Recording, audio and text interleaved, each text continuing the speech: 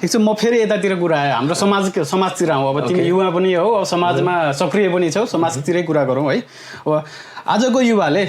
होइन समाजमा कस्तो भूमिका खेल्नुपर्छ सबैभन्दा पहिला त युवाहरू समाजमा घुल्नुपर्छ समाजमा मिल्नुपर्छ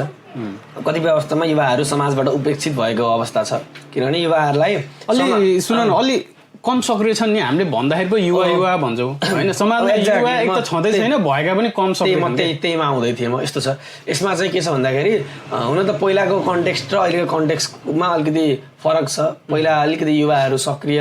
यही समाजमा बसेर होइन विभिन्न सङ्घ संस्थामा कामहरू गर्थ्यो अहिलेको युवाहरू अलिकति धेरै वैदेशिक रोजगारमा अथवा चाहिँ उच्च शिक्षाको लागि विदेश पलायन भएको अवस्थाले गर्दाखेरि नि युवाहरूको कम छ त्योभन्दा पनि समाजले युवालाई हेर्ने दृष्टिकोण बदल्नुपर्छ भन्छु मैले कतिपय अवस्थामा युवाहरूलाई चाहिँ